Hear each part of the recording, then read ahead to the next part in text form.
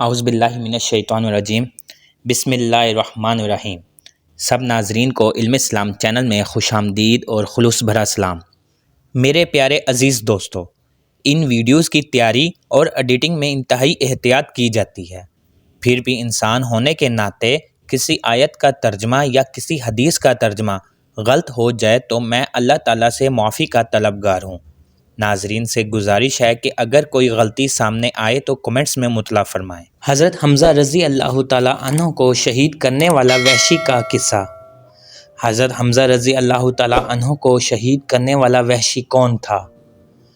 آپ صلی اللہ علیہ وآلہ وسلم نے وحشی سے پوچھا کہ تم نے امیر حمزہ رضی اللہ تعالیٰ عنہ کو کیسے قتل کیا؟ ناظرین، یہ رلا دینے والا واقعہ ہم آپ کو انشاءاللہ اس ویڈیو میں سنائیں گے۔ اس ویڈیو کو آپ مکمل دیکھیے گا اور سنیے گا۔ اسلام آنے سے پہلے دور جاہلیت میں عرب کے اندر غلام خریدنے اور بیچنے کا رواج بہت عام تھا۔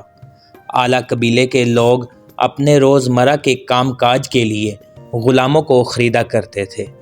غلام اپنے مالکوں اور آقاؤں کو مجازی خدا سمجھتے تھے۔ مالکوں کو اپنے غلام پر مکمل حق حاصل ہوتا تھا۔ چھوٹی بڑی چیزوں پر من چاہی سزائیں دیتے تھے، یہاں تک کہ موت کی سزا دینا بھی عام تھا۔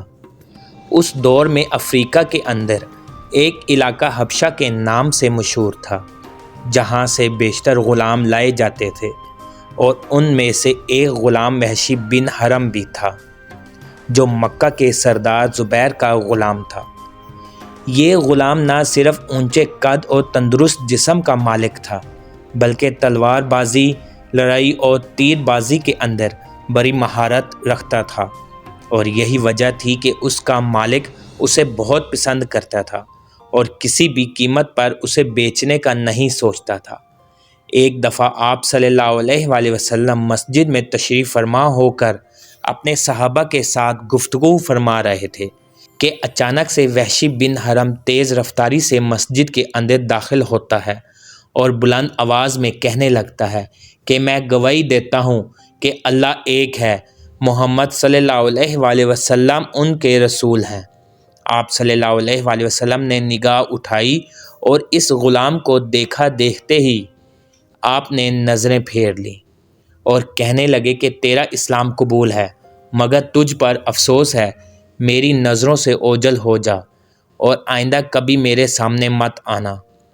آخر اس غلام نے ایسا کیا کام کیا تھا کہ اسلام قبول کرنے کے بعد بھی آپ صلی اللہ علیہ وآلہ وسلم نے سخت ناراضگی اور غم کا اظہار کیا؟ جب سرکار دو عالم صلی اللہ علیہ وآلہ وسلم کی نبوت شروع ہوئی تو کفار اور مشرکین نے مسلمانوں کو اذیت دینا اور پریشان کرنا شروع کر دیا تھا۔ اسلام کی بقا اور کفار کی شرارتوں کے نتیجے میں سن 2 ہجری میں مسلمانوں اور مشرکین مکہ کے درمیان کفر و اسلام کی پہلی جنگ لڑی گئی، جس کو غزوہ بدر کہتے ہیں۔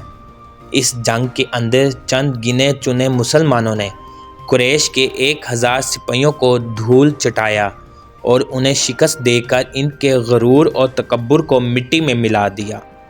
اس جنگ میں قریش کے بڑے بڑے سردار مسلمانوں کے ہاتھوں قتل ہوئے، جن میں ابو جہل، شیبہ اور بنو امیہ کے بڑے بڑے سردار شامل تھے۔ ان سرداروں کو ان کے چچا حضرت امیر حمزہ رضی اللہ تعالیٰ عنہ اور حضور کے چچا امام علی علیہ السلام نے قتل کیا تھا۔ دور جاہلیت سے ہی مکہ میں بنو امیہ اور بنو ہاشم کے درمیان خاندانی دشمنی بڑی مشہور تھی، اور اب اس جنگ کے بعد نفرت کی آگ اور بھڑک گئی تھی۔ ان کے بڑے بڑے سرداروں کے مارے جانے کے بعد اب قریش کی سرداری ابو سفیہ کے ہاتھوں میں آ گئی تھی، جیسے کہ غزوہ بدر میں مارے جانے والے ایک سردار ابو سفیان کی بیوی ہندہ کے باپ، بھائی اور چچا تھے۔ لہٰذا ہندہ اور ابو سفیان نے لوگوں میں انتقامی جذبات کو بھڑکانے کی کوشش کی اور قریش کو پھر سے نبی اکرم صلی اللہ علیہ وآلہ وسلم کے خلاف اٹھ کھڑے ہونے کی دعوت دی۔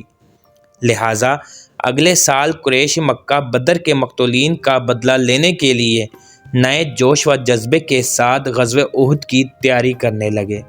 اسی دوران وحشی بن حرب کو بلا لیا گیا اور اس سے پوچھا گیا کہ کیا تم غلامی سے چھٹکارا حاصل کرنا چاہتے ہو؟ اس نے کہا کہ مجھے کون اس غلامی زنجیروں سے آزاد کروائے گا؟ اس سے کہا گیا کہ اگر تم محمد صلی اللہ علیہ وآلہ وسلم کے چچا حضرت حمزہ رضی اللہ تعالیٰ عنہ کو قتل کر دو تو تم آزاد ہو جاؤ گے۔ وحشی نے کہا کہ مجھے منظور ہے، میرا نشانہ کبھی خطا نہیں جاتا۔ یہ کہہ کر لشکر کے ساتھ چل کھڑا ہوا اور مسلمانوں کے ساتھ جنگ کے لیے احد کے میدان میں پہنچ گیا۔ ابو سفیان نے اس موقع پر قریش کی ان عورتوں کو بھی ساتھ لے لیا جن کے رشتہ دار بدر میں قتل کیے گئے تھے، تاکہ یہ میدان جنگ میں لڑائی کرنے والوں کے حوصلے بلند کریں۔ ان عورتوں میں ابو سفیان کی بیوی ہندہ پیشو پیش تھی۔ آخر وہ وقت آ گیا، میدان احد میں جنگ شروع ہوئی۔ میدان میں حضرت حمزہ رضی اللہ تعالیٰ عنہ شیر کی طرح وار کر رہے تھے۔ ان کے ایک ہی وار سے کفار کا کام تمام ہو جاتا۔ وحشی چٹان کے پیچھے گھاٹ لگائے بیٹھا تھا۔ حضرت حمزہ رضی اللہ تعالیٰ عنہ لوگوں کو کاٹ کر آگے بڑھ رہے تھے۔ ان کے سامنے ٹھہرنے اور ثابت قدم رکھنے کی ہمت کوئی نہیں رکھتا تھا۔ جب حضرت حمزہ رضی اللہ تعالیٰ عنہ ایک مشرک سے مقابلہ کر رہے تھے تو وحشی نے موقع پر اچانک ایک زوردار وار کیا اور اس کا نیزہ حضرت حمزہ رضی اللہ تعالیٰ عنہ کے پیٹ کے نچلے حصے کو کاٹتے ہوئے اندر داخل ہو گیا۔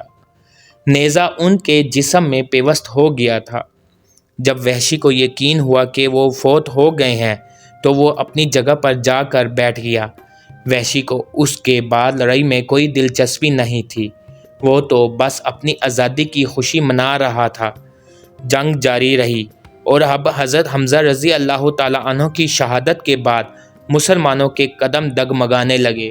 مسلمان شہید ہو گئے اور اس موقع پر ہندہ عورتوں کو ساتھ لے کر مسلمانوں کی بکھری ہوئی لاشوں کے پاس گئی۔ اس نے حضرت حمزہ رضی اللہ تعالیٰ عنہ کے پیٹ کو چیر دیا، آنکھیں نکال کر اور پھر ان کے ہار اور بالیاں بنا کر زیورات کی جگہ پہن لی، اور پھر اس نے حضرت حمزہ رضی اللہ تعالیٰ عنہ کے پیٹ کو چاک کیا اور کلیجہ نکال کر اسے چبا گئی۔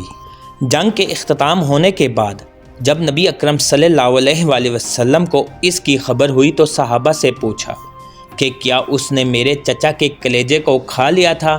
لوگوں نے عرض کیا کہ نہیں، اس نے اگل دیا تھا۔ نبی صلی اللہ علیہ وآلہ وسلم نے روتے ہوئے فرمایا کہ اے اللہ، حمزہ کے جسم کے کسی حصے کو بھی جہنم میں داخل نہ ہونے دینا۔ آپ صلی اللہ علیہ وآلہ وسلم حضرت حمزہ رضی اللہ تعالیٰ عنہ کے جسم مبارک کے پاس حاضر ہوئے اور اس قدر روئے کہ صحابہ کی آنکھیں بھی تر ہو گئیں۔ آپ صلی اللہ علیہ وآلہ وسلم نے صحنے پر شدید غم زدہ ہوئے۔ جب آپ مدینہ تشریف لے آئے اور قبیلے کی عورتوں کو اپنے اپنے عزیزوں کی شہادت پر روتے ہوئے سنا تو فرمایا کہ افسوس، حمزہ کے لیے رونے والا کوئی بھی نہیں۔ جب کفار مکہ واپس لوٹے تو وعدے کے مطابق وحشی کو آزاد کر دیا۔ وقت گزرتا رہا، حضور صلی اللہ علیہ وآلہ وسلم کی دعوت عرب میں بڑی تیزی سے پھیلتی گئی اور دن بدن لوگ اسلام میں داخل ہوتے رہے، لہٰذا وحشی کو خوف ستانے لگا اور اسے اپنی جان کا خطرہ لاحق ہو گیا تھا۔ جب مسلمانوں نے مکہ فتح کیا اور نبی اکرم صلی اللہ علیہ وآلہ وسلم لشکر چراغ لے کر مکہ میں داخل ہوئے تو وحشی وہاں سے طائف بھاگ گیا۔ اس کا ہر دن ڈر اور خوف میں گزرتا تھا۔ اس کی نگاہوں کے سامنے بار بار حضرت حمزہ رضی اللہ تعالیٰ عنہ کے قتل کا منظر آتا تھا، لہٰذا ایک شخص نے وحشی سے کہا کہ اے وحشی، اللہ کی قسم، محمد صلی اللہ علیہ وآلہ وسلم ایسے شخص کو قتل نہیں کریں گے جو کلمہ طیب پڑھ کر دائرہ اسلام میں داخل ہو جاتا ہے۔ اس کی یہ بات سن کر وہ مدینے کی طرف روانہ ہو گیا۔ وہاں پہنچا تو معلوم ہوا کہ آپ صلی اللہ علیہ وآلہ وسلم مسجد میں تشریف فرما ہیں۔ وحشی لوگوں سے چھپتے ہوئے اور لوگوں سے آنکھیں بچا کر احتیاط سے مسجد میں داخل ہوا اور آپ صلی اللہ علیہ وآلہ وسلم کے سامنے کھڑے ہو کر بلند آواز میں کہا کہ میں شہادت دیتا ہوں کہ اللہ ایک ہے اور محمد صلی اللہ علیہ وآلہ وسلم ان کے رسول ہیں۔ جب نبی صلی اللہ علیہ وآلہ وسلم نے اس کی زبان سے کلمہ شہادت پڑھتے ہوئے سنا تو اپنی نگاہیں اٹھا کر اس کی طرف دیکھا تو دوسری طرف نگاہیں پھیر لی اور فرمایا کہ کیا تم وحشی ہو؟ اس نے کہا جی ہاں میں وحشی ہوں۔ آپ صلی اللہ علیہ وآلہ وسلم نے اپنے عزیز چچا کے قاتل کو مارنے کا حکم نہیں دیا۔ آپ رحمت للعالمین تھے۔ آپ صلی اللہ علیہ وآلہ وسلم نے فرمایا کہ وحشی کو کچھ نہ کہو۔ ایک شخص کا اسلام قبول کرنا مجھے اس چیز سے بہت زیادہ پسند ہے کہ میں 1000 کافروں کو قتل کر دوں۔ آپ صلی اللہ علیہ وآلہ وسلم نے وحشی سے کہا بیٹھو اور مجھے بتاؤ کہ تم نے امیر حمزہ کو کیسے قتل کیا تھا۔ وحشی وہاں بیٹھ گیا اور پورا واقعہ بیان کیا۔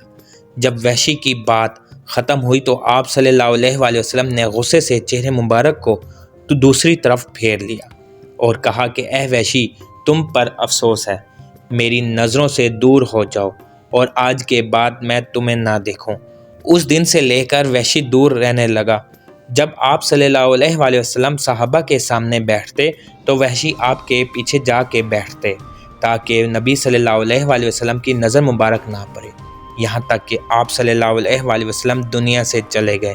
حضرت وحشی خود فرمایا کرتے تھے کہ باوجود میں یہ جانتا تھا کہ اسلام پہلے تمام گناہوں کو مٹا دیتا ہے، میں شدت سے کسی ایسے موقع پر تلاش میں رہنے لگا کہ کسی طرح اس جرم کا کفارہ کر سکوں۔ حضور صلی اللہ علیہ وآلہ وسلم کی وصال کے بعد ابو بکر رضی اللہ تعالیٰ عنہ امیر المومنین بن گئے۔ ان دنوں عرب کا ایک قبیلہ مردد ہو گیا اور مسلمہ بن خزاب نامی ایک شخص نے نبی ہونے کا جھوٹا دعویٰ کیا۔ مسلمانوں کے خلاف اس نے لشکر تیار کیا اور جنگ کی نوبت آ گئی۔ حضرت وحشی نے سوچا کہ یہی وہ موقع ہے، مسلمانوں کی مدد کر کے پچھلے سارے گناہ دھو ڈالو۔ اس نے اپنا وہی نیزہ ہاتھ میں لیا جس سے حضرت امیر حمزہ رضی اللہ تعالیٰ عنہ کو شہید کیا تھا۔ حضرت وحشی اسلام کے لشکر کے ساتھ جنگ کے لیے چل پڑے۔ انہوں نے قسم کھا لی یا تو وہ آج مسلمہ کو قتل کرے گا یا خود شہید ہو جائے گا، اور جنگ کا آغاز ہوا۔ خوب نیزوں کی جھڑپیں شروع ہوئیں۔ حضرت وحشی مسلمہ کے انتظار میں تھے۔ مسلمہ سب مسلمانوں کو قتل کر دینا چاہتے تھے۔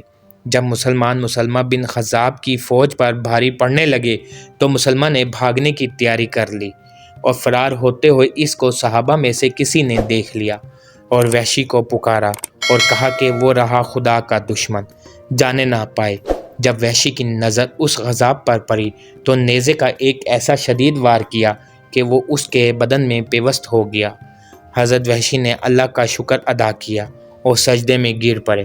تب ان کا دل کچھ مطمئن ہوا کہ انہوں نے حضرت حمزہ رضی اللہ تعالیٰ عنہ کو شہید کرنے کی تلافی کر دی۔ میرے پیارے ناظرین، سچے دل سے مانگے تو بڑے سے بڑے گناہ کی بھی معافی مل جاتی ہے۔ یہ رب رحمان کا وعدہ ہے۔